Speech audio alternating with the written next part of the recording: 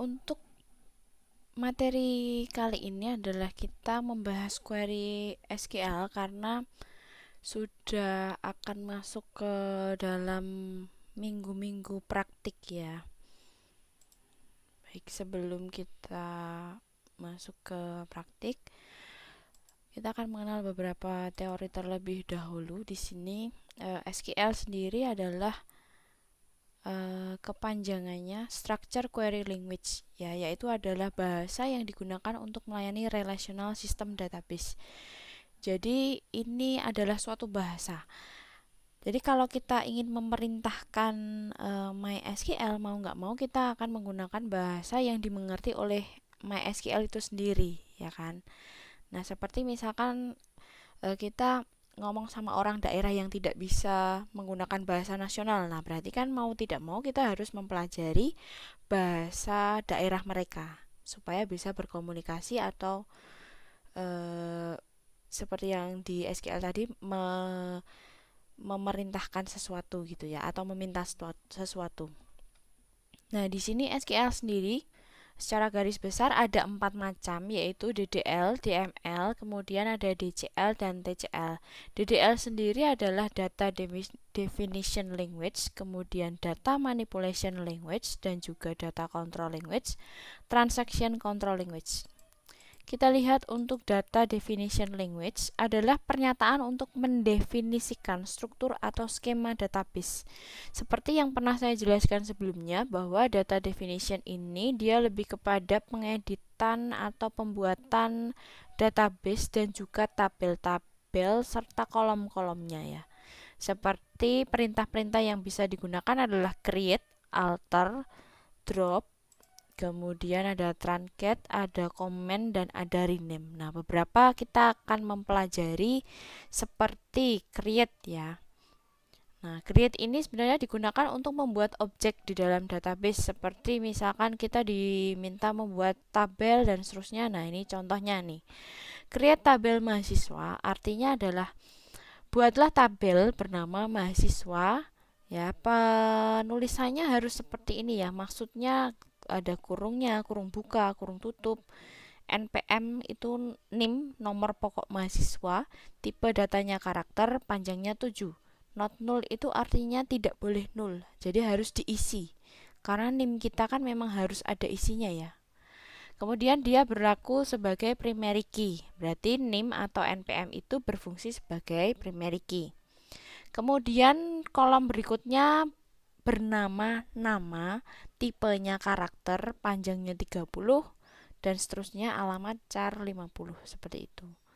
Alter tabel juga ada ketentuannya sendiri, akan kita pelajari bersama pada saat praktik secara langsung ya. Data manipulation language seperti sudah dijelaskan sebelumnya, yaitu dia yang berhubungan dengan pengeditan data value atau record ya. Di sini kalau secara pengertiannya adalah pernyataan yang digunakan untuk mengorganisir data dengan menggunakan skema objek. Seperti penggunaan query select, insert, update ya, delete, merge, eksekusi, execution. Nah, seperti ini. Tapi yang akan kita pakai yang masih dari insert tadi sampai dengan yang delete ya. Nah, contohnya nih, untuk menyeleksi data dalam database, select nomor pokok mahasiswa, nama, alamat from mahasiswa. Artinya, tampilkan kolom bernama NPM, nama, alamat dari tabel bernama mahasiswa. Ya, untuk selebihnya juga SQL-nya akan kita pelajari pada saat praktik. Pokoknya dia yang berhubungan dengan manipulasi data value dan juga record. Data control language ya, terdiri dari beberapa statement, yaitu grant, ada revoke, dan deny. Di sini untuk memberikan hak akses, tapi belum akan kita pelajari ya. Ini karena ini lebih kepada penggunaan hak akses yang biasa dilakukan oleh admin yang tidak yang mengelola datanya, tapi ini lebih kepada yang lebih tinggi gitu hierarkinya. Ini juga belum ya, transaction control ini ya. Contohnya adalah ini. Nah, kita kenal dulu tipe-tipe data dalam SQL. Nah, di sini ada big integer, ada integer, small integer, dan seterusnya sampai dengan small money. Juga ada cakupan-cakupan yang bisa kita pelajari di sini. Big integer dia cakupannya sangat besar sekali ya. Kalian bisa hitung digitnya ada berapa. Kemudian yang integer cakupannya adalah minus sekian sampai dengan plus sekian. Jadi kalau nominalnya di atas sekian, cocoknya pakai big integer. Begitu. Contoh, kalau misal di supermarket nih, kita melakukan pembelian lebih dari 50.000 atau 40.000, berarti tidak cocok menggunakan small integer. Berarti lebih cocok ke integer dan seterusnya. Itu exact numeric atau nomor yang tanpa koma atau tidak desimal. Berikutnya di sini ada juga approximate numeric data types, yaitu dia lebih kepada koma ya, desimal. Nah, di sini ada float dan real. Jangkauannya dari minus sekian sampai plus sekian. Nih ya. Minus 1,79 kali 10 pangkat 308. Nih ya, bacanya seperti itu. Kalau yang ini berarti 1,79 kali 10 pangkat 308.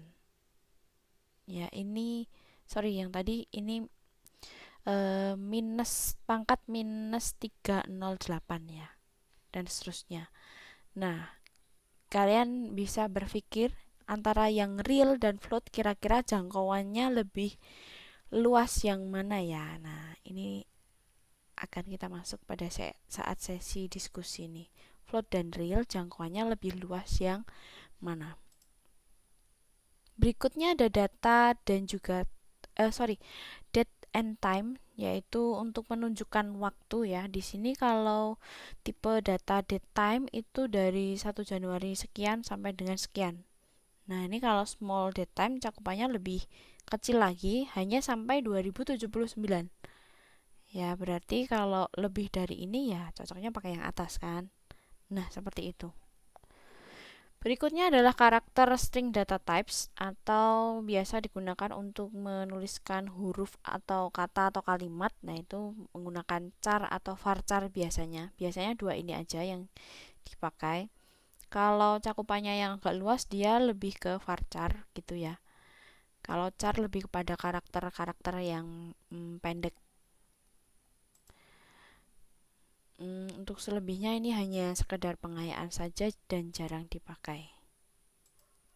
Nah, kemudian untuk latihan ini akan kita lakukan pada saat pertemuan di kelas ya, karena ini akan saya pandu secara langsung ya. Seperti contohnya untuk membuat database itu pakai create database, nama databasenya apa, membuat tabel berarti seperti ini kurang lebihnya. Nah, nanti kalian pada saat praktik akan mencontoh, istilahnya mencontoh ini, tapi disesuaikan dengan kasusnya. Misal contoh kasusnya diminta untuk membuat database bernama universitas, ya berarti create database universitas. Kalau tabelnya bernama pasien misalkan, ya berarti create tabel pasien.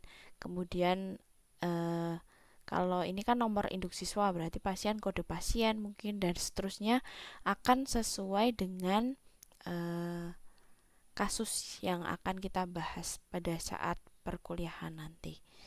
Nah, kira-kira untuk pengantar dari query SQL seperti itu. Untuk selanjutnya akan kita lanjutkan pada saat praktik. Bisa dipahami lagi jika memang ada beberapa hal yang perlu diulang. Terima kasih.